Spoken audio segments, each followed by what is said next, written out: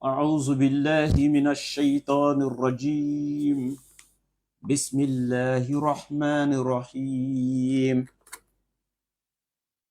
إن الحمد لله الذي نحمده ونستعينه ونستغفره ونعوذ بالله من شرور أنفسنا ومن سيئات أعمالنا من يهد الله فهو المهتدي ومن يضلل فلن تجد له وليا مرشدا أشهد أن لا إله إلا الله وحده لا شريك له وأشهد أن محمدا عبده ورسوله وصلى الله عليه وعلى آله وأصحابه ومن تبعهم بإحسان إلى يوم يقوم الناس لرب العالمين. Alhamdulillah,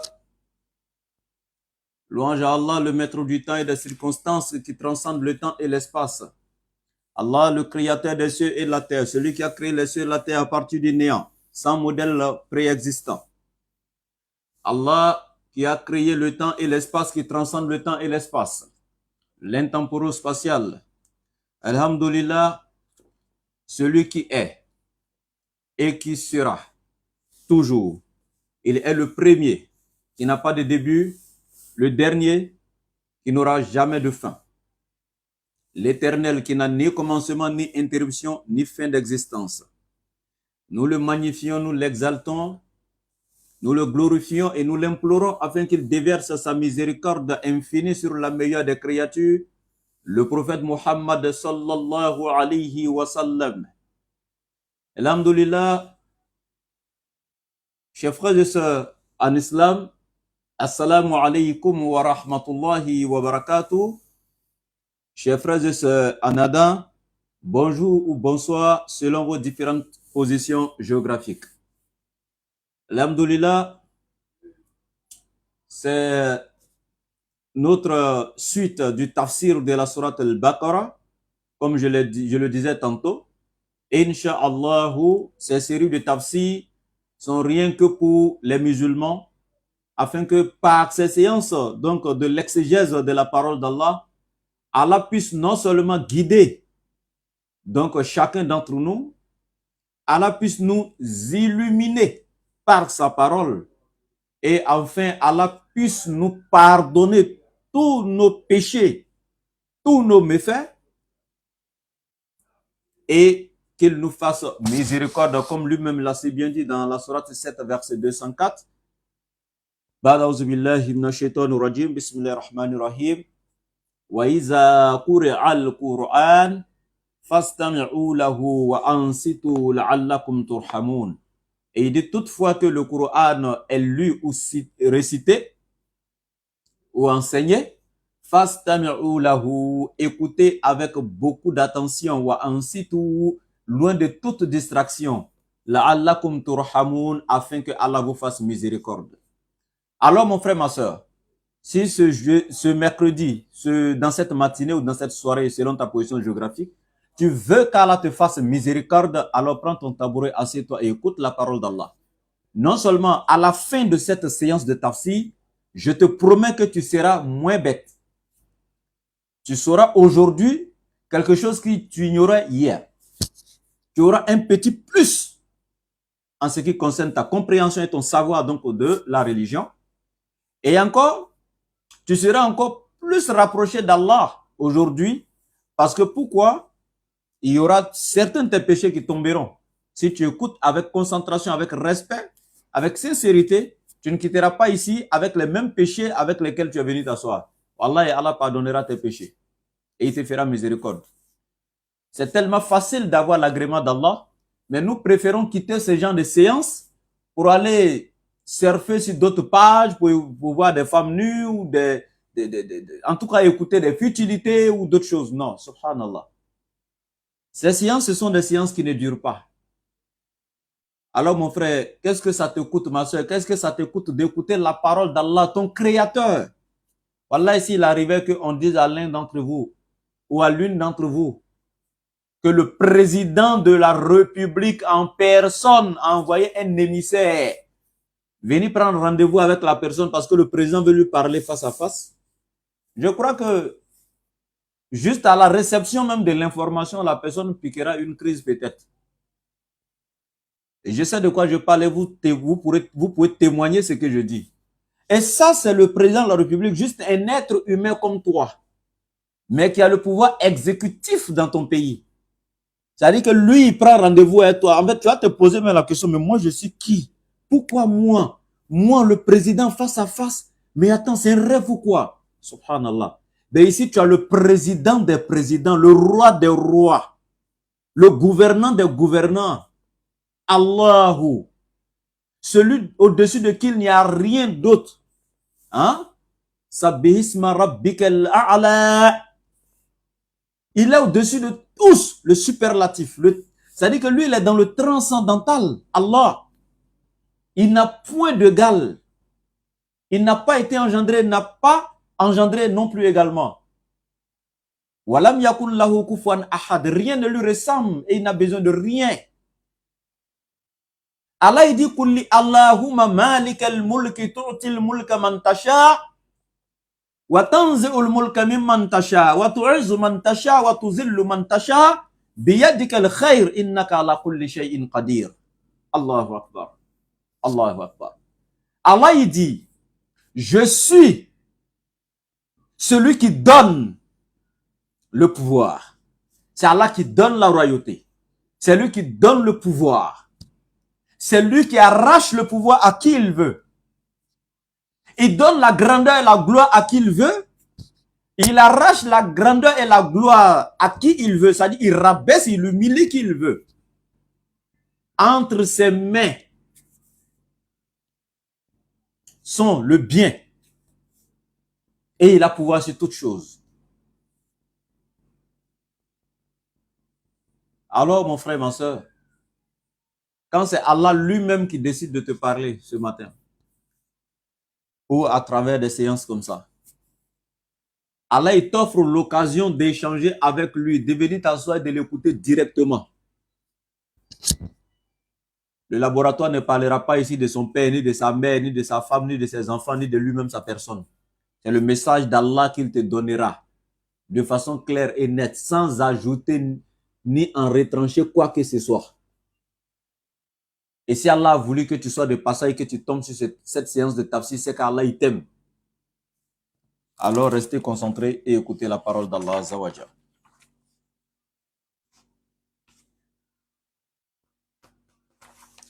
On continue ici. A'udhu billahi minash shaitanir rajim. Je cherche refuge auprès d'Allah contre la tentation du diable banni. Bismillahirrahmanirrahim. De par le nom d'Allah, je commence cette séance d'exégèse du Coran, précisément de la sourate Al-Baqarah, à partir du verset 25 aujourd'hui. Ar-Rahman, Allah le tout miséricordieux. Ar-Rahim, le très compatissant. Et Allah il dit ceci. Wabashiril lazina amanu. Il dit et annonce la bonne nouvelle à ceux qui ont cru, à ceux qui croient. Wabashiril lazina amanu. Annonce la bonne nouvelle à ceux qui croient. Wa amilu solihat, non seulement ceux qui croient, mais et qui œuvrent dans le bien. Parce que c'est très important de signifier cela. Et Allah, il a toujours collé les deux. Allazina amanu wa amilu solihat. Aujourd'hui, nous avons plein de gens qui te disent sur le bout des lèvres qu'ils croient. Oui, ils croient qu'Allah existe, mais ils ne craignent pas Allah. Ils croient qu'Allah existe. Lui-même, il a la conviction que le ciel là, c'est Allah qui a déposé. La terre là, c'est Allah qui a déposé. Lui-même, c'est Allah qui l'a créé. Et il a cette conviction. Mais sauf que lui, il ne craint pas Allah.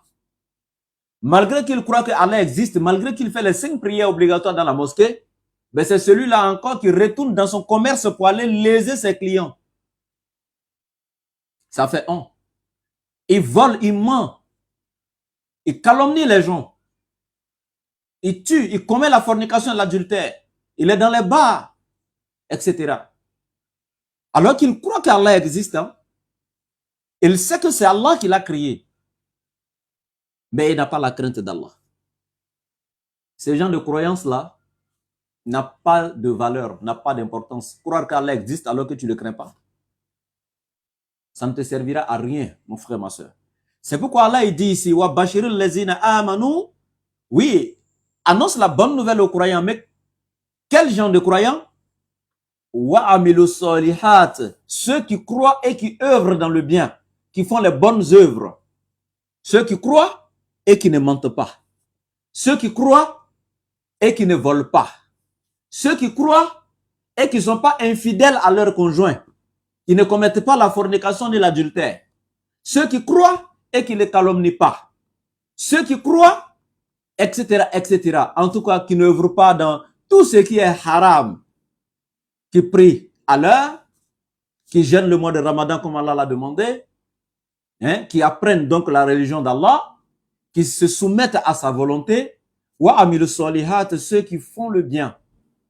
Allah il dit, annallahum, que dis-leur qu'il a été préparé pour eux, ou en d'autres termes, ils auront jannatin, des jardins, tajri min tahtihal anhar.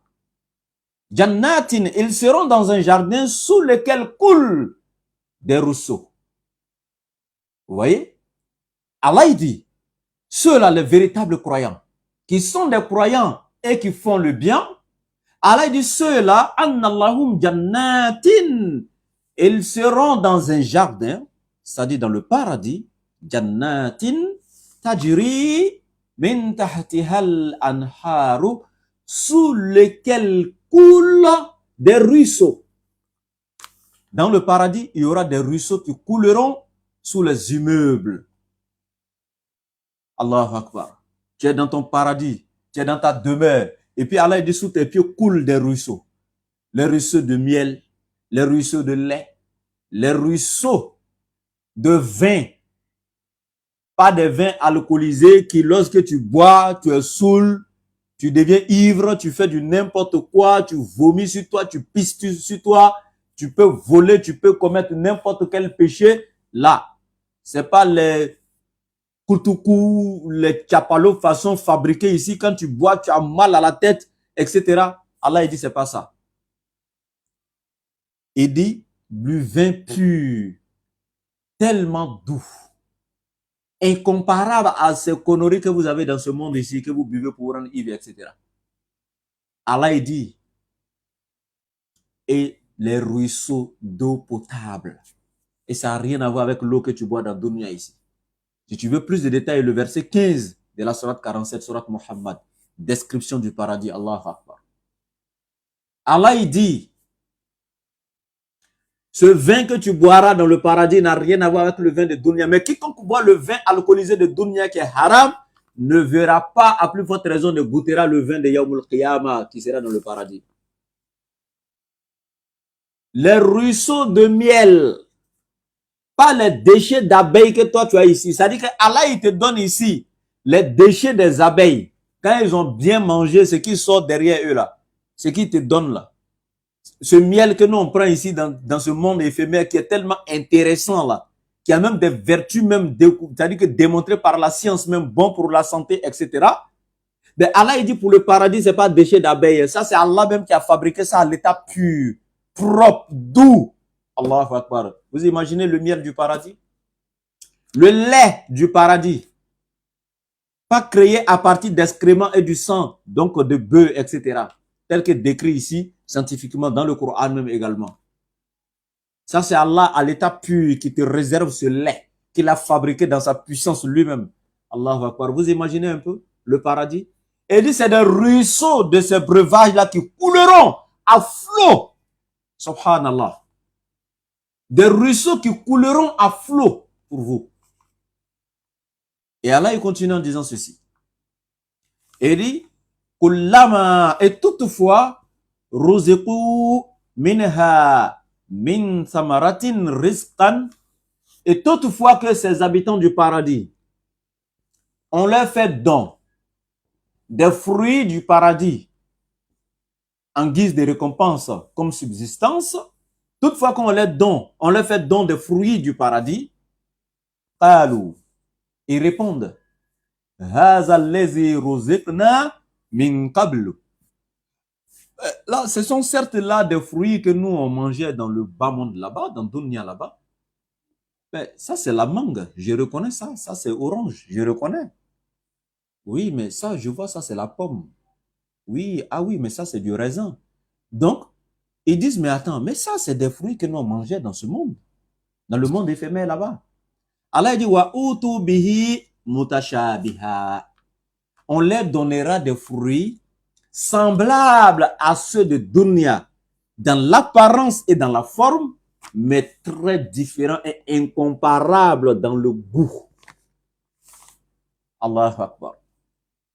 C'est-à-dire que, pourquoi on leur donne ça de façon semblable dans la forme des fruits de Dunya? Pourquoi au moins ils puissent les identifier? Quand il voit mangue, il sait que ça c'est mangue. Mais sauf que quand il met sur sa langue, c'est là qu'il se rend compte qu'il y a mangue et puis il y a mangue.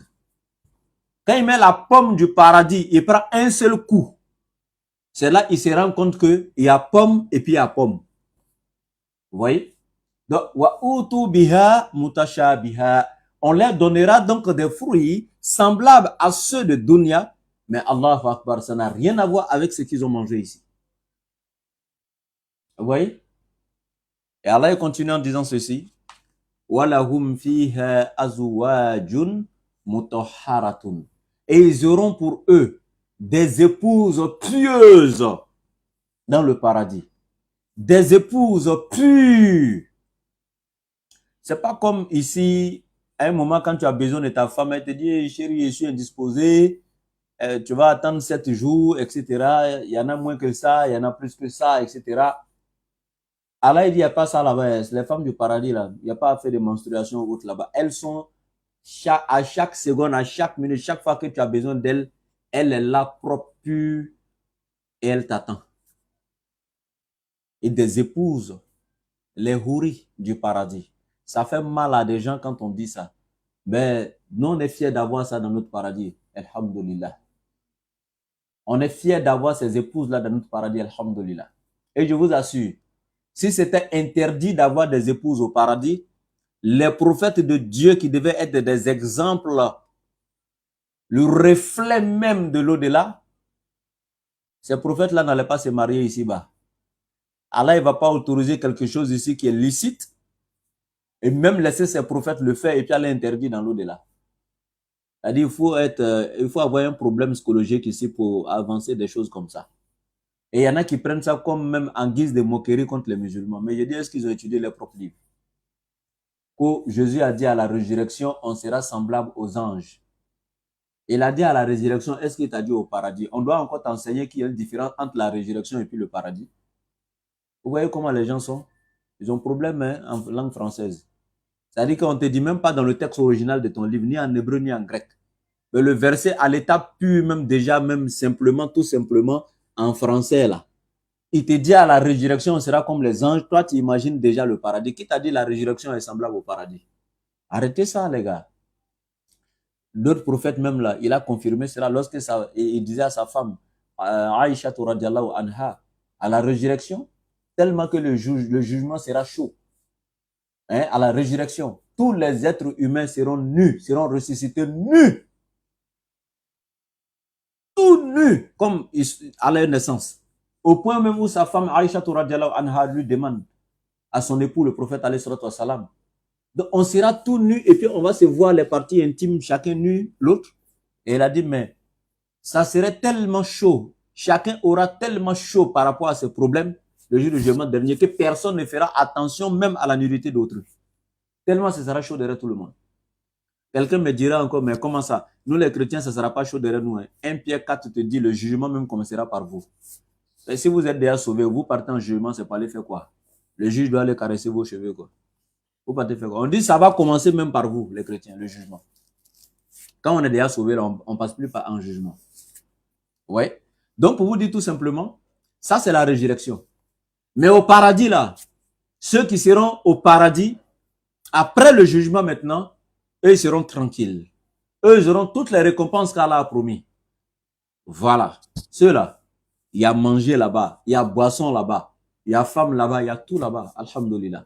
Et votre Bible ne contredit pas ça. La preuve, Jésus qui dit qu'à la résurrection, on sera comme les anges, des esprits là. Mais attendez, quand vous dites ça, le même Jésus a dit à ses disciples, je ne boirai plus du fruit de la vigne avec vous jusqu'à ce que je la boive de nouveau avec vous dans le royaume des cieux. Est-ce que les anges boivent? Si on sera comme les anges, c'est que Jésus même, ce qu'il a dit, c'est une contre-vérité. Parce qu'il dit à ses disciples, je ne boirai plus du fruit de la vigne avec vous ici-bas jusqu'à ce que je la boive de nouveau avec vous dans le royaume des cieux. Il n'a pas dit jusqu'à ce que je la boive à la résurrection avec vous. Parce qu'à la résurrection, effectivement, on ne mangera pas, on ne boira pas là-bas, devant le tribunal divin. Mais après être dans le paradis, après avoir été dans le paradis, on boira, on mangera là-bas. C'est pourquoi Jésus dit, jusqu'à ce que je la boive de nouveau avec vous dans le royaume des cieux. On va boire là-bas. Si on sera comme les anges là-bas, là, est-ce que les anges boivent? Arrêtez ça. Donc ici, wa azwajun wa lahum fiha azwajun, et ils auront des épouses mutahharatun, propres, pures. Wa hum fiha, ils seront dans le paradis khaliduna, et ils seront dedans éternellement. Quelqu'un me dira, mais et la part des femmes? Chacune des épouses, lorsqu'elle adhère au paradis et que son mari adhère également au paradis avec elle, comme le dit dans la sourate 43, versets 68 à 70, Allah dit les croyants et les croyantes. Lorsque la femme et son mari donc sont à l'état pur des croyants véritables et qu'Allah leur pardonne le péché, Allah il dira à la femme et à l'homme, il dira à chaque homme, il dit, entrez au paradis vous et vos épouses. Donc la femme d'office, elle rentre au paradis avec son époux. Les houris de plus que Allah a réservé pour l'homme dans le paradis, regardez ce qu'Allah fait. Chacune des femmes du paradis se voit avec son homme, mais ne voit pas une autre, ça fait un. Deuxièmement, Allah est dans la sourate 15 qu'il a arraché du cœur de tous les êtres, femmes comme garçons, tout ce qui est haine, jalousie, etc., méchanceté. Allah arrache ça dans le cœur de tout le monde avant de vous mettre au paradis. Donc au paradis, n'imaginez pas la jalousie, la rivalité entre les femmes là-bas. Il n'y en a pas parce que ça, c'est des choses qui sont dans ce monde ici. Allah il dit, il va purifier le cœur de toutes ces choses-là. Et la femme avec qui tu as été dans ce monde-là, malgré que tu as des houris, mais cette femme-là devient la reine. Parmi toutes tes épouses du paradis, elle devient leur reine. Il n'y a pas de jalousie entre elle et puis tes houris du paradis. Elle devient ta reine au paradis avec sa couronne. Allah la met au-dessus de toutes tes houris du paradis. Maintenant, s'il arrivait qu'une femme, également, son mari est destiné en enfer et qu'elle va au paradis, elle reste chez qui? Allah, il fait de cette femme-là. C'est-à-dire que dans l'apparence, une houri bien belle. C'est-à-dire que il l'a créé en lui donnant l'allure d'une femme. Comme vous savez, elle a déjà adhéré au paradis. Donc, l'apparence de femme du paradis, bien propre, une reine propre dans son paradis. Et puis Allah, il lui fait grâce en lui disant de choisir entre les 313 messagers et les 124 000 prophètes. Ou les grands hommes, les walius d'Allah qui sont passés. Et Allah lui donne à l'un de ces grands types, de ces grands prophètes ou de ces grands saints. Vous voyez? Donc, tout est calculé. Quand vous n'avez pas assez d'informations, venez prendre l'enseignement gratuitement. Donc ici, Allah continue en disant ceci. Inna Allah la yastahayi an yadriba masalan ma ba'udatan fama fawqaha. Vous voyez ici, Allah dit Inna Allah, certes Allah, la yastahayi. Allah ne se gêne point et il n'a pas honte également an yadriba masalan, à vous donner des exemples. Mais sur quoi, par exemple, ba'udatan, sur la femelle du moustique. Fama fawqaha, et ce qui est au-dessus d'elle. Vous voyez un peu ici ce verset-là, on va s'attarder un peu dessus pour donner un peu d'enseignement. Allah il dit, Allah la yastahi. Allah il ne se gêne pas, il n'a pas honte. En yadriba masalan, en vous donnant des exemples. Pour certains, ce seraient des exemples banals. Et Allah il dit, par exemple, un exemple, par exemple, sur la femelle du moustique. Regardez, Allah il précise ici la femelle du moustique. Allah il ne dit pas le moustique simplement, mais la femelle. Il identifie directement la femelle en mettant quoi à la fin du mot? Enta marbuta. Il y a un ta qui désigne donc le féminin. Quand tu veux parler du féminin, donc qui est al-mu'annas en arabe, il y a plusieurs signes pour identifier le féminin, mais il y a le ta marbuta. Donc ici, Allah il dit la femelle du moustique. Mais pourquoi? Et Allah dit Fama fawqaha. Et c'est qui est au-dessus d'elle. Vous voyez, parce qu'il y a des gens, quand ils viennent dans le Coran, ils regardent les versets d'Allah et puis ils se moquent. Aujourd'hui, ils existent. Au temps du prophète, ils ont existé, alayhi salatu wassalam. Par exemple, c'est des gens, ils viennent dans le Coran et puis ils disent, mais attends, regardez le soi-disant Allah des musulmans. Comment il peut aller donner des exemples jusqu'à aller nommer des sourates et donner des exemples sur araignée. Araignée. Moi, il y a des gens que j'ai croisés comme ça de nos jours. Ils me disent, regardez, sourate de l'araignée, sourate de la vache, sourate des abeilles. C'est-à-dire, Allah n'a même pas encore fini de parler aux êtres humains. Hein. C'est les animaux maintenant, dans son livre. C'est-à-dire qu'ils font cela en sabotage. Mais regardez, Allah, il va leur donner un enseignement pur. Tellement Allah est infiniment grand. Allah, il est en train de démontrer ici à l'être humain que même la plus infime de ces créatures, ou l'une des plus petites de ces créatures, négligée et négligente même par les êtres humains, c'est-à-dire que toute l'humanité, tous les scientifiques, les médecins, les grands savants dans les plus grands laboratoires, les grands intellectuels de ce monde, ils vont étudier la plus petite de toutes les créatures d'Allah sans finir de découvrir ses merveilles jusqu'à la fin du monde. Est-ce que vous savez le moustique? Comment il est composé? Qu'est-ce que c'est que le moustique? Moustique, toi, tu fais comme ça, avec tes deux paumes et puis tu jettes comme ça, il est mort là. C'est le moustique là, il te parle.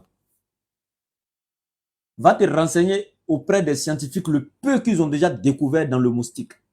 Le peu qu'ils ont déjà découvert d'abord. Mais aujourd'hui, ils ont découvert à travers quoi? La modernisation, la science moderne, avec les appareils, c'est-à-dire que la technologie, hein, les appareils sophistiqués, les microscopes, etc. Bah, au temps du prophète, alayhi salatu wassalam, les années 610, il avait quel appareil? Aucun. Il y avait la technologie à son temps? Non. Il y avait des appareils sophistiqués? Non. Comment a-t-il fait pour connaître ces détails-là? Laissez-moi vous donner un peu d'enseignement. Quand Allah il prend des exemples comme ça, par exemple, il vous dit Masalul lezina itakhazu min dunillahi awliya'a ke masalil ankabuti itakhazat baytan wa inna awhanal buyuti la baytul ankabuti law kanu ya'lamun. Allah il dit Masalul lezina itakhazu min dunillahi awliya. Il dit l'exemple de ceux qui ont pris en dehors d'Allah d'autres divinités qu'ils adorent. Allah il dit leur exemple qu'un masalil ankebut est comme l'exemple de l'araignée. Écoutez, quand Allah il donne ses paraboles, ses exemples, écoutez. En fait, Allah il a fait descendre le Coran, les qawmi ya'qiloun, à ceux qui ont la raison, les doués d'intelligence. Écoutez les exemples d'Allah quand il parle de araignée, de temps ici, vous allez comprendre pourquoi Allah il utilise ça, cet exemple-là. Toi, tu as juste vu le titre de la sourate Ankebut, sourate de l'araignée. Tu te mets à te moquer. Mais demande-toi pourquoi Allah il donne le nom de l'araignée ici. Pourquoi il prend l'araignée en exemple? Écoute. Masalul lezina takhazu min dunillahi awliya. Il dit, l'exemple de ceux qui ont pris en dehors d'Allah d'autres divinités qu'ils adorent, que masalil ankebuti, Allah il dit leur exemple est comme l'exemple de l'araignée. Et écoutez très bien. Itakhazat beitan. C'est l'araignée qui se fait une maison. Écoutez très bien. L'araignée se fait une maison. Wa inna awhanal buyuti la baytul ankebuti law kanu ya'lamuna. Mais la plus mauvaise des demeures, la plus fausse des demeures, c'est la demeure de l'araignée. Et vous savez pourquoi Allah dit ça? Quand vous regardez l'araignée avec ses toiles, elle prend ça et se trace une demeure au plafond ou quelque part. Regardez, c'est les toiles de l'araignée. Quand elle prend pour faire sa demeure, elle trace hein, un cercle ou je ne sais pas quoi. Quand elle finit, elle se met dedans. Quand vous regardez la demeure de l'araignée, Est-ce que les fils qu'elle a pris pour rassembler ensemble et puis elle se cache dedans là, ça empêche le froid de l'atteindre? Non. Est-ce que ça va empêcher la pluie de l'atteindre? Non. Est-ce que ça va empêcher la poussière de pénétrer entre les fils là pour l'atteindre? Non. Dites-moi dans les commentaires si ce que je dis c'est faux. Vous regardez la maison de l'araignée sur les murs, etc. Regardez un peu avec les fils rassemblés là. Est-ce que ça atteint, ça empêche le froid de l'atteindre? Non. L'eau de l'atteindre? Non. Hein? Ça n'empêche pas quoi que ce soit de l'atteindre, y compris la poussière et tout. Mais alors que pour elle, elle est dans sa maison comme ça. N'est-ce pas? Et Allah, il dit, tel est l'exemple des mécréants qui prennent en dehors d'Allah des divinités qu'ils adorent. En fait, ces divinités ne les protégeront en rien, ni contre le châtiment d'Allah, ni contre les épreuves de ce monde, ni contre quoi que ce soit. C'est-à-dire que c'est des divinités qui ne les serviront à rien, tel que l'araignée pense être bien dans sa maison, alors que la maison ne protège l'araignée en rien. C'est la même chose ici qu'Allah donne. Mais regardez comment, Allahu Akbar, regardez comment l'exemple est sage. Et regarde réellement la maison de l'araignée. Ça protège l'araignée contre quoi? Rien. Allahu Akbar. Et c'est ce qu'Allah vous dit. Le Coran, là, c'est pour les doués d'intelligence. Et Isa alayhi salam vous a dit, celui qui ne comprend pas les choses terrestres ne peut non plus pas comprendre les choses célestes. Donc Allah vous donne des exemples sur des choses terrestres pour que vous compreniez les choses célestes. Et donc Allah il dit ici, Inna Allah la yastahi. Allah ne se gêne pas, il n'a pas honte. En yadriba masalan, en vous donnant des exemples. Par exemple, sur Baou Dotan, le femelle, donc, excusez, la femelle de l'araignée. Excusez, du moustique, disons, excusez. Ma Baou Dotan. Aujourd'hui, scientifiquement, quand tu regardes aujourd'hui un moustique à travers le microscope, et les détails que nous ont donnés aujourd'hui les scientifiques sur le moustique, vous devez savoir qu'un moustique a près de 148 yeux. Plus de 100 et quelques lentilles. Et chaque lentille a un rôle à jouer. Il y a des lentilles qui zooment plus que d'autres, etc. Il y en a qui projettent la chose pour voir plus de loin, etc. Plus de 148 yeux. Un moustique. Attends, regarde l'être humain. Même l'éléphant a 2 yeux.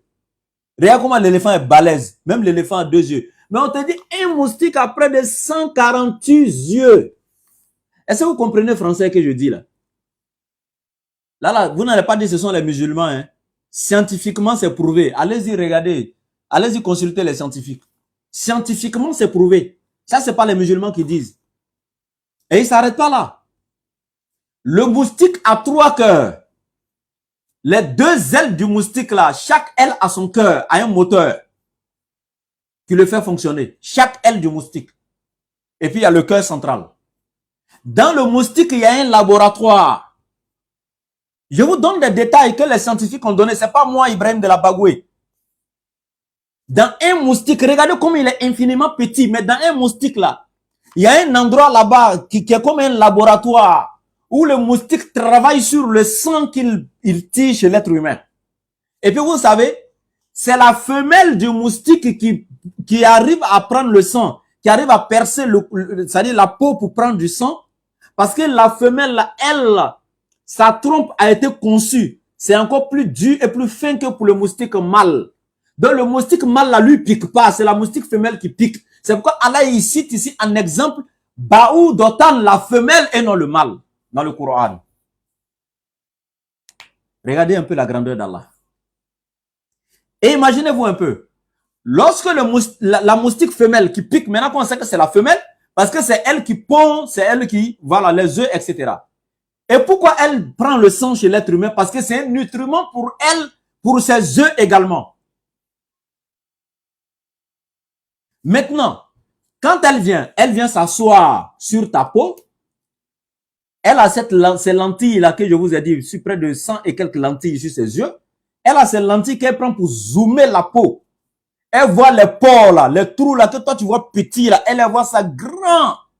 Les pores d'abord, les trous, elle voit, bien détaillé. Mais regarde même, prends le microscope et puis mets la peau de l'être humain et puis zoom, avec le microscope seulement, les lentilles du microscope là. Et puis regarde ce que ça donne. Quand tu regardes la peau, tu vois les pores là gros comme ça. Quand tu mets tes yeux, moi j'ai déjà testé ça avec un microscope.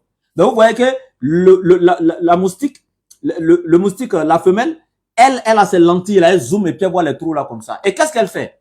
Ce laboratoire qui est en elle là, elle fabrique là-bas une substance que vous appelez ici l'anesthésie, un liquide. Donc, quand elle vient s'asseoir net, elle injecte d'abord l'anesthésie dans le trou du porc, le porc qu'elle va utiliser, où elle va mettre sa trompe là. Elle vomit l'anesthésie là, elle éjecte l'anesthésie là-bas, le liquide là, elle enlève ça dans son laboratoire et puis elle met là-bas d'abord aussi cette partie de ta peau.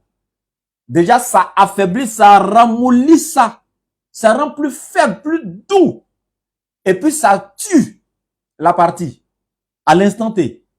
Elle enlève sa trompe et puis elle fait descendre jusqu'au niveau de la veine. Elle pique légèrement et puis elle prend le sang.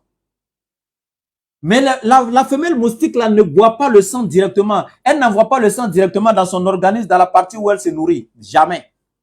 Quand elle prend le sang, elle envoie ce sang là dans cette partie, ce laboratoire en elle. Elle examine le sang.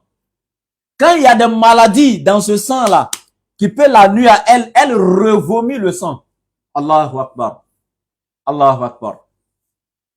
Allahu Akbar. C'est pourquoi, imaginez-vous, souvent même tu accroches tes habits de blanc dans la maison. Quand tu te lèves le matin, tu ne vois pas que les moustiques ont vomi le sang dessus. Elle prend le sang, elle examine. Quand ça ne va pas avec elle, elle rejette, elle revomit le sang. Donc l'anesthésie, là, quand elle met là, ça rend ton sang encore plus liquide. Hein? Ça devient encore plus liquide, plus faible. Donc elle arrive à boire et prendre un peu de la quantité qu'il lui faut. Vous voyez? Et puis elle se lève avec. Et quand elle se lève, quelques secondes après, net, parce que l'anesthésie ne dure pas. Quand l'anesthésie laisse la partie là, le fait qu'elle a piqué dans ta veine pour prendre le sang, quand l'anesthésie laisse net là, tu vois que la partie te gratte. Tu tapes dessus et puis tu commences à gratter comme ça. Elle est déjà partie. Elle a fini son travail. Regardez un peu. Les scientifiques ont démontré qu'encore le moustique a un radar pour détecter l'être humain à une certaine distance. Même si tu es en bas de 5 draps, la moustique avec son radar arrive à te détecter. À travers la chaleur que dégage ta peau, il y a un appareil en elle qui détecte ça. Souvent, demandez-vous quand vous êtes courbé sur le drap comme ça, là, comment un moustique là vient vers votre oreille, tu fais comme ça et puis tu fais... Qui lui dit de venir là? Comment le moustique sait que toi tu es là? Les gars, respectez Allah. Hein? Et jusqu'à aujourd'hui, scientifiquement, les scientifiques n'ont pas encore fini d'étudier le moustique. Ils n'ont pas encore fini l'étude sur le moustique. Allah vous dit, Inna Allah la yastahayi. Allah ne se gêne pas. En yadriba masalan de vous donner des exemples, par exemple, sur la femelle du moustique. Allahu Akbar. Regardez comment Allah, il est immense. Et il y a une petite créature comme ça. Et puis regardez les gars, ça fait combien d'années on est en train de fabriquer les insecticides anti-moustiques? Est-ce que les moustiques, ça a fini ou même ça augmente même de plus en plus? Une petite créature comme ça. Et encore pour la petite histoire, pour ceux qui ont étudié l'histoire de Namrud, Bun Kanan, au temps de Sayyidina Ibrahim alayhi salam, hein? Tel que le pharaon était au temps de Moussa alayhi salam, le mécréant qui était le plus grand mécréant dominateur sur la terre qui était au temps d'Ibrahim alayhi salam, c'était Namrud Bun Kanan. Namrud, c'est lui qui a dit à Ibrahim alayhi salam que lui là, tel que le Dieu d'Ibrahim donne la vie et la mort, lui Namrud Bun Kanan peut donner la vie et la mort. Vous voyez? Mais ce grand mécréant là, le jour Allah a décidé d'en finir avec lui, c'est un moustique qu'Allah a envoyé en mission. Moustique que toi tu ne considères pas là. C'est un seul moustique que Allah a envoyé en mission. Moustique là est venu tout simplement rentrer dans les narines de Namrud Bun Kanan, rentrer, aller jusqu'à dans son cerveau, aller s'asseoir sur son cerveau. Et le moustique a commencé à picorer son cerveau. Manger, piquer. La douleur de ça. Le monsieur, il prend des objets, hein, des morceaux de bois, des trucs, il se frappe la tête, il se cogne la tête. Il demande à ses gardes de lui frapper la tête avec force, de sorte que hein, le moustique arrête de bouger ou bien de sorte à tuer le moustique dans sa tête. Il ne faut pas voir les gondos partout. On frappe ici, ça gonfle. On frappe ici, ça gonfle. Le moustique est là. Vous voyez, il y a des quand le moustique est à côté de tes oreilles et puis il fait ses cris, vont, des trucs comme ça là. Vous voyez comment c'est embêtant. Imaginez-vous maintenant, moustique maintenant dans le cerveau même. Ce monsieur-là, c'est comme ça, ils l'ont frappé la tête jusqu'à il est mort. C'est un moustique seulement qu'Allah a envoyé pour tuer le plus grand mécréant de la terre au temps de Sayyidina Ibrahim alayhi salam. Un seul moustique, pas deux. Est-ce que vous connaissez Allah? Walillahi junudu samawati wal ard. Wallahi, à Allah appartient les armées du ciel et de la terre. Tout ça, ça fait partie des armes d'Allah, le Créateur. Un moustique, Allah l'envoie pour aller tuer le plus grand mécréant de la terre. Au milieu de toute son armée, c'est milliers de gardes. Un seul moustique. Vous ne craignez pas Allah, mes frères et sœurs. Quand est-ce que vous allez l'adorer? Hein? Quand est-ce que vous allez adorer Allah? Donc Allah il dit qu'il ne se gêne pas, il n'a pas honte de vous donner un exemple. Même la femelle du moustique en exemple. Regardez les détails qu'il vient vous donner sur le moustique. Hein? On vous dit, regardez comment il est infiniment petit, mais il se fabrique même de l'anesthésie. Allah Akbar. Il va anesthésier ta peau avant d'utiliser sa trompe. Regardez la trompe, comment elle est faite, petite, infiniment petite. Mais une trompe comme ça va pouvoir percer toute ta peau jusqu'à la veine. Piquer la veine pour se prendre du sang. L'envoyer encore à l'intérieur, examiner le sang. Quand le sang est plein de maladies, elle rejette. Quand c'est bon pour sa nutrition, elle envoie ça. Subhanallah. Regardez un peu une créature comme ça. Près de 100 et quelques lentilles. Sur ses yeux. Fatabarakallahu ahsanul khaliqin. Alors, Allah dit, Fama fawqaha. Et ce qui est au-dessus d'elle. Regardez encore ce que les scientifiques ont découvert. Les scientifiques ont découvert qu'il y a aussi des parasites qui sont encore infiniment petites que le moustique. Des petits parasites qui sont petits que le moustique, qu'Allah a créé, eux aussi ils sont assis sur le dos du moustique et eux aussi ils vivent du moustique. Ils piquent le moustique sur son dos pour prendre des substances dans le moustique pour vivre. Eux c'est sur le dos du moustique qu'eux ils vivent. Allahu Akbar. Et cela a été découvert encore scientifiquement. Regardez le moustique. Il y a aussi des créatures infiniment petites que le moustique, des parasites, qui sont sur le moustique et qui mangent, qui vivent sur le dos du moustique. Et Allah dit Fama Fawqaha, et ce qui est au-dessus du moustique. Et c'est maintenant que la science découvre ça. Hein? Quand est-ce que vous allez revenir à Allah? Wallahi, Allah est trop grand. Allah est tellement immense. Et regarde, il amène l'être humain à aller faire des recherches sur des petites choses comme ça. Des créatures infiniment petites. On n'a même pas encore fini de les étudier. On ne fait que découvrir pour aller. Allah est tellement grand. Et Allah continue en disant ceci. Il dit, فَأَمَّا الَّذِينَ آمَنُوا.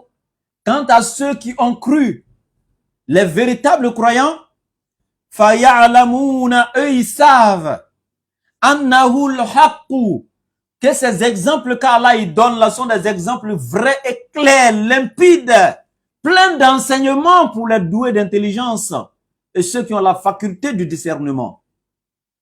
Mirabbihim, venant de la part de leur Seigneur. Wa ammal lezina kafaru, mais quant aux mécréants, les ingrats, les infidèles, fayakuluna, c'est eux qui disent, Maza aradallahu bihaza masala. Qu'est-ce que Allah y cherche en prenant en exemple ce genre de choses banales là, araignées, des moustiques, des... C'est quoi ça? C'est quel genre de choses? Qu'est-ce qu'Allah y cherche en prenant des choses comme ça? C'est quel genre d'exemple ça? Pour eux, c'est de la banalité, c'est des choses banales, des choses insensées, des choses qui n'ont aucune moralité, ou je sais pas. Voici comment les mécréants voient la chose. Subhanallah. Et Allah il dit, Yudillu bihi kathiran. Et c'est ainsi que beaucoup deviendront mécréants. Beaucoup seront égarés par cela. Wa yahdi bihi kathiran. Et par ces exemples, Allah guidera encore beaucoup de gens. Aujourd'hui, là, Quand la science a commencé à découvrir et détailler ces choses-là, ben, il y a des gens qui ont pris conscience. Même parmi les scientifiques, il faut dire, mais attends, c'est pas pour ne rien qu'à la citer le moustique. Attends, on ne comprenait pas, mais ouais, le moustique est extraordinaire. C'est pas n'importe quelle créature. Et vous savez que l'être humain, les grands scientifiques aujourd'hui, se sont inspirés de la création, la composition, des atouts, hein, du moustique pour inventer des grands appareils aujourd'hui. Aujourd'hui, le fonctionnement du moustique les a permis, cette découverte, à inventer des choses, des grands appareils aujourd'hui qui sont bénéfiques à l'être humain, même dans les grands laboratoires aujourd'hui, grâce au moustique.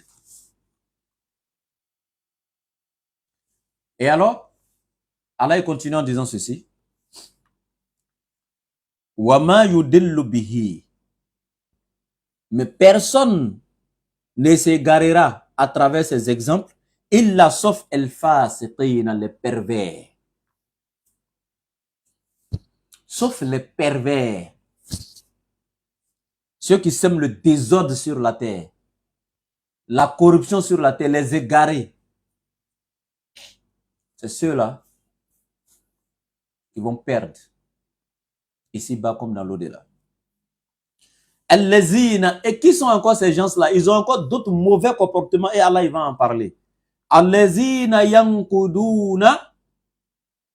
Excusez, une minute.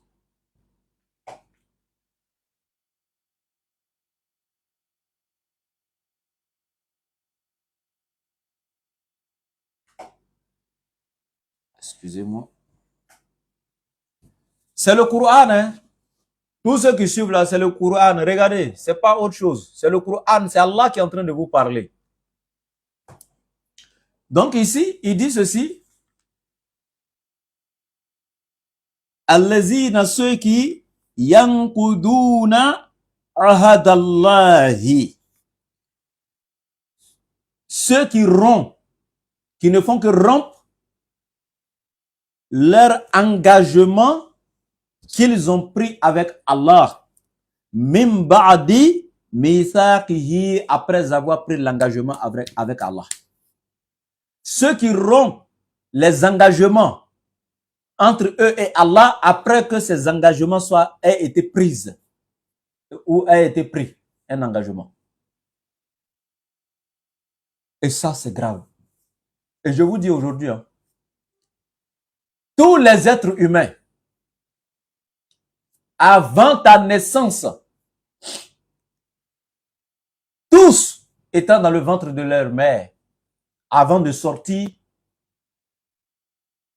Allah dans sa grâce a posé cette question à chaque être humain avant qu'il ne vienne sur la terre. Qui est ton Seigneur? Chacun a répondu à Allah, tu es mon Seigneur. Quand tu vas aller dans ce monde matériel, qui est-ce que tu vas adorer? Chacun a fait la promesse à Allah que dans Dunya ici, c'est toi, Allah, qui sera adoré. Chaque être humain. C'est pourquoi nous naissons tous musulmans à la fitra. Et dans la sourate 30, verset 30, Allah est clair. Fa'akim wajhaka lidini lahi hanifan fitrat Allahi lati fatara an-nasa alayha. Allah dit fa'akim wajhaka lidini ou lidini lahi. Le verset m'échappe un peu, mais laisse-moi voir le verset, ça serait plus intéressant. Fa'akim wajhaka lidini hanifan فطرة الله التي فطر الناس عليها لا تبديل لخلق الله ذلك الدين القيم ولكن أكثر الناس لا يعلمون. Ça c'est dans la sourate 30, la sourate Rum. Voilà. Allah il dit ici, voici la sourate Rum. Voilà. La sourate, le verset 30. Voilà. Allah a dit. Ouais, le verset 30.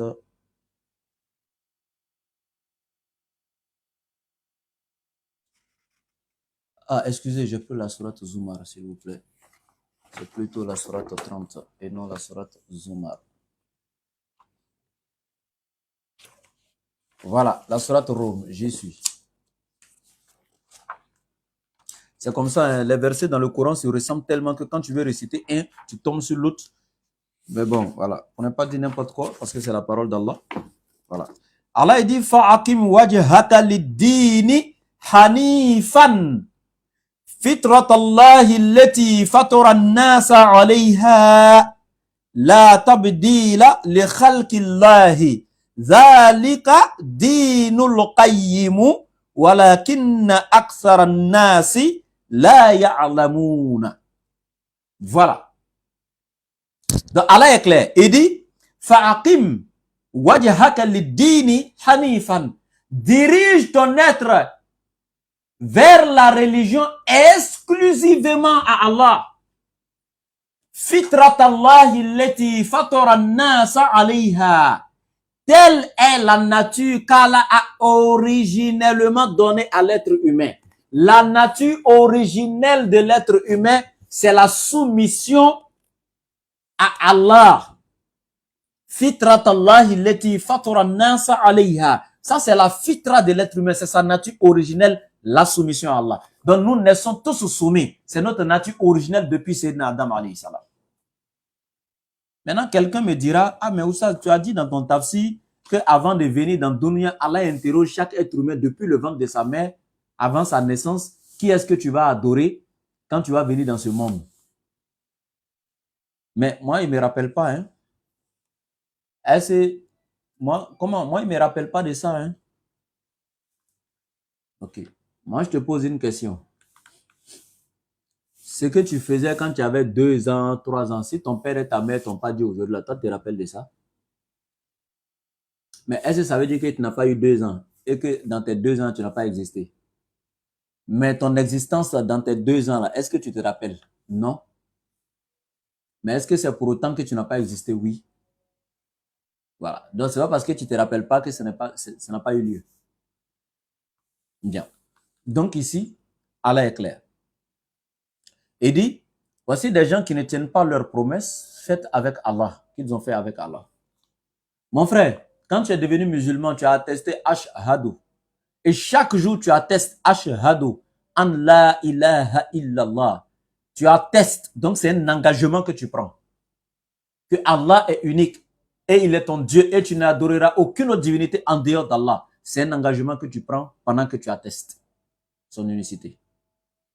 Et Allah dit après avoir pris cet engagement, tu dois maintenir cette unicité, le réaliser tel que tu l'as affirmé dans chaque moment de ta vie, dans chacune de tes pensées et dans chacun de tes actes. Tu ne dois jamais faire référence ou accourir vers le polythéisme ou quoi que ce soit dans n'importe quelle situation, quelles que soient les épreuves que tu traverses. C'est un engagement que tu as pris avec Allah et tu ne dois pas trahir ton engagement. Allah doit rester ton seul Seigneur et Muhammad alayhi salam ton seul messager que tu dois suivre. Et c'est clair. Nous devons tenir nos engagements vis-à-vis d'Allah et vis-à-vis entre nous-mêmes. Et Allah dit au début de la sourate 5, verset 1, Ya ayyuhallazina amanu awfu bil uqud. Oh, vous les croyants. Allah dit, tenez fermement à vos engagements. Ne rompez pas vos engagements et tenez vos engagements. Verset 1 de la sourate 5. Allah commence par ça. Oh, vous qui croyez, vous qui dites que vous êtes croyants, tenez vos engagements, que ce soit vis-à-vis d'Allah, vis-à-vis de ton prochain. Quand tu fais une promesse à quelqu'un, il faut tenir ta promesse, mon frère. Tu prends un engagement vis-à-vis de quelqu'un, il faut tenir ton engagement. Il faut respecter ton engagement. Et ça, c'est obligatoire. Hein? Et dans la sourate 17, à partir du verset 34, Allah nous dit quoi? Vous serez interrogés le jour du jugement dernier sur vos différents engagements pris. Même les plus petits parmi vos engagements, vous en serez interrogés. Prenez le verset 34 de la sourate 17. Même les plus petits, Allah dit les plus petits de vos engagements, vous en serez interrogés. Wallahi, le jour de Yawm al-Qiyamah. Et Allah continue. Voici des gens qui ne tiennent pas à leur engagement pris avec Allah. Wa yaqta'una ma amara Allahu bihi an yusala. Et ils ne font que rompre les liens sacrés qu'Allah leur a recommandé de maintenir, de souder et de fortifier, ils ne font que rompre ces liens. Parlant ici des liens de parenté. Le lien filial. Allah dit le lien de parenté. Allah les a exhortés fermement à ne pas rompre les liens de parenté. Mais ils rompent, voici des gens qui rompent, qui ne font que rompre les liens de parenté sur la terre. L'un des plus grands péchés sur la terre, c'est de rompre les liens de parenté. Le prophète alayhi salatu wa salam a été plus que clair. Quiconque rompt un seul lien de parenté ne verra même pas le paradis de ses yeux, n'aura même pas l'odeur du paradis. À plus forte raison, y adhérer. Tu as rompu un seul lien de parenté seulement, c'est fini mon frère. Il ne faut même pas espérer avec le paradis. Un seul lien de parenté. Allahu Akbar. Allahu Akbar. Les liens de parenté sont sacrés. Les liens de parenté sont sacrés. C'est pourquoi le shaitan, Iblis, Satan lui-même, il a ces petits rebelles qui sont avec lui, ces petits chayatines, là, ces petits envoyés, là, ces missionnaires. Là. Quand il les envoie en mission, il y a certains parmi eux qui viennent pour dire, oui, moi j'ai pu égarer un tel, il allait adorer fétiche. Moi j'ai égaré un tel, il a menti. J'ai égaré un tel, il a calomnié. Il ne les considère même pas. Mais celui parmi eux qui vient lui dire, j'ai égaré un tel, il a rompu le lien de parenté. Shaitan l'embrasse. Et puis il lui donne même une récompense. Il dit, ouais, toi, fils, tu as fait un bon boulot. Shaitan sait ce qui est dans le fait de rompre les liens de parenté. Wallahi, si vous savez la gravité, et je vois des gens aujourd'hui, leur travail c'est ça. Même ils sont musulmans, eux ils sont là pour rompre les liens de parenté. Des mamans qui vont aller voir des adorateurs de djinns, des fétichistes dans le shirk, aller vendre elle-même son âme au diable d'abord, en concluant des pactes avec ces mauvaises personnes, ces méchantes personnes. Travailler son mari, de sorte qu'il chasse sa première épouse, ou c'est sa deuxième épouse, avec ses enfants.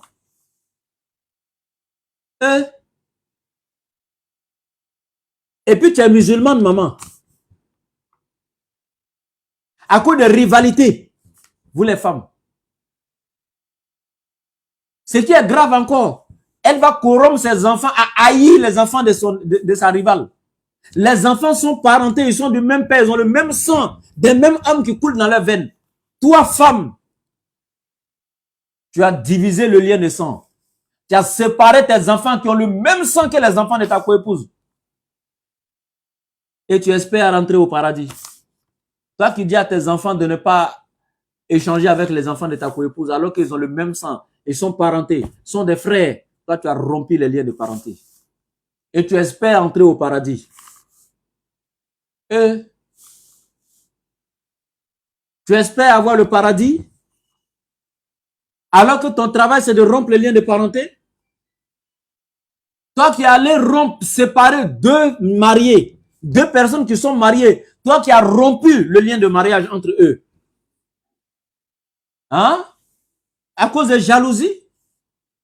Tu as rompu le mariage?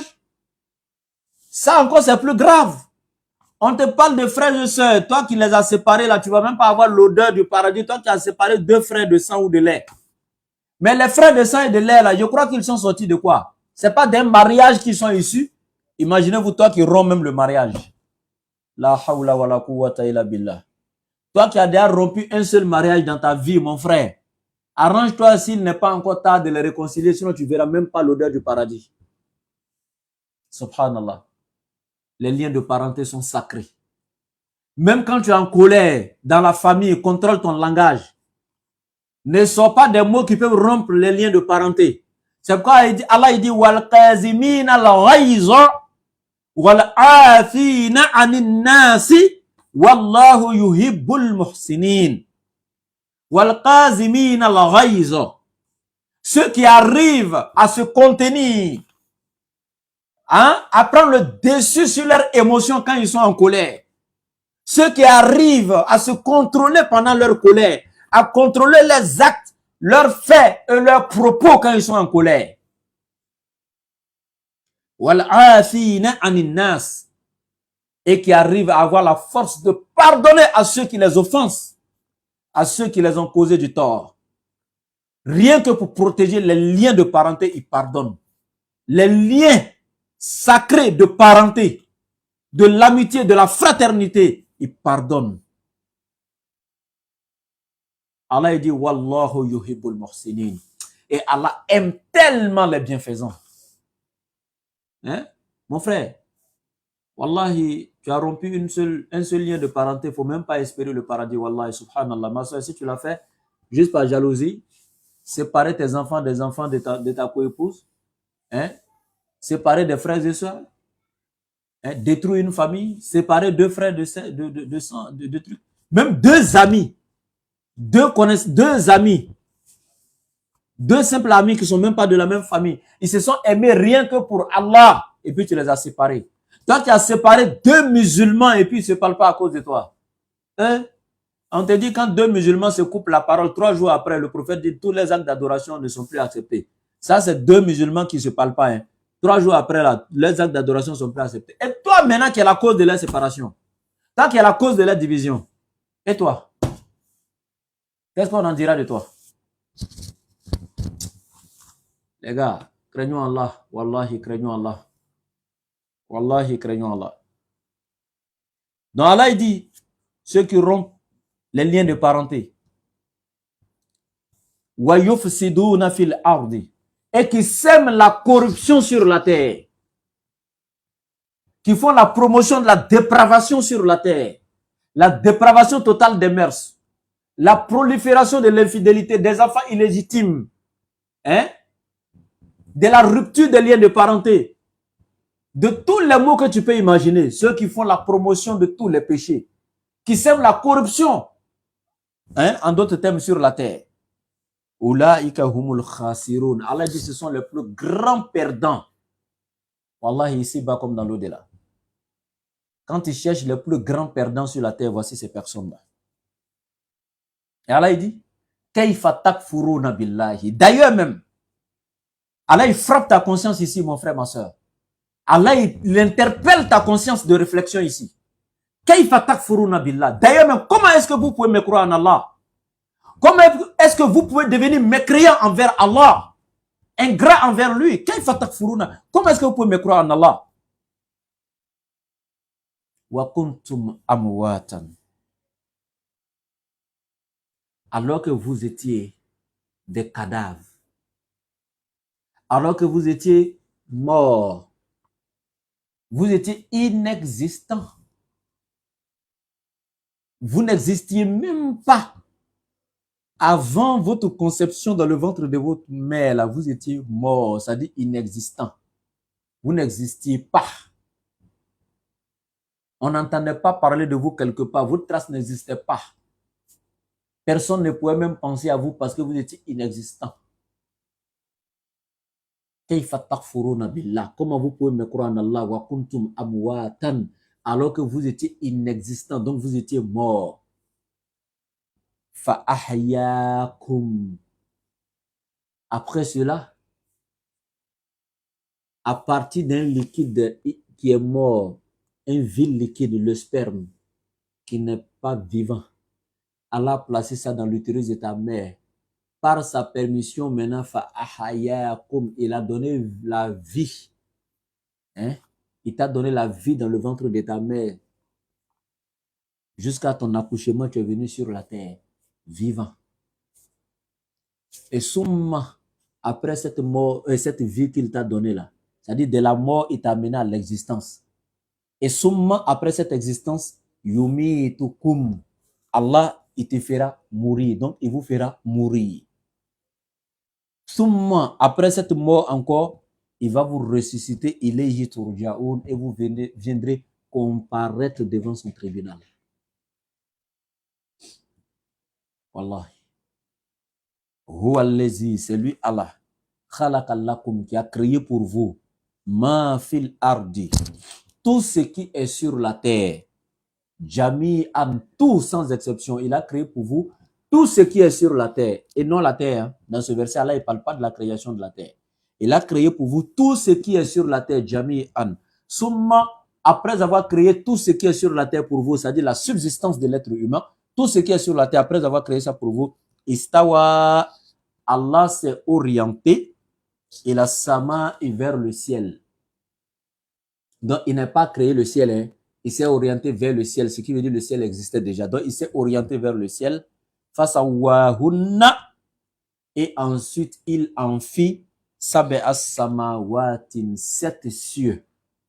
Il a multiplié le ciel par 7. Wa huwa bi kulli shay'in alim, et sa science embrasse toutes choses. Il est l'omniscient. Alhamdulillah, on va s'arrêter là aujourd'hui. Vraiment, qu'Allah nous aide et qu'il nous facilite nos entreprises. Je vous demande, ceux qui sont sur TikTok, abonnez-vous au laboratoire. Écrivez seulement laboratoire DDR officiel et abonnez-vous à ma page. Je sais que, voilà, il y a beaucoup qui ont des préoccupations, qui veulent souvent appeler autres.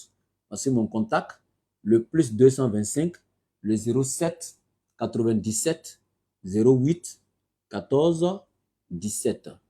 N'oubliez pas aussi de nous soutenir, hein, pour la connexion et voilà, on en a besoin. Soutenez-nous pour la cause d'Allah. Le plus 225, je redonne le numéro, le plus 225, le 07 97 08 14 17. Je répète, plus 225 07 97 08 14 17. Bien,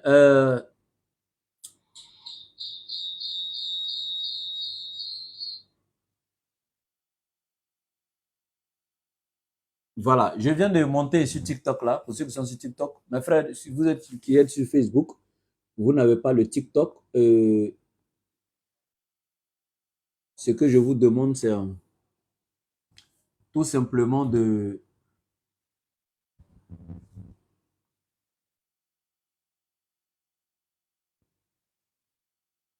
Voilà, donc ce que je vous demande, c'est... Excusez.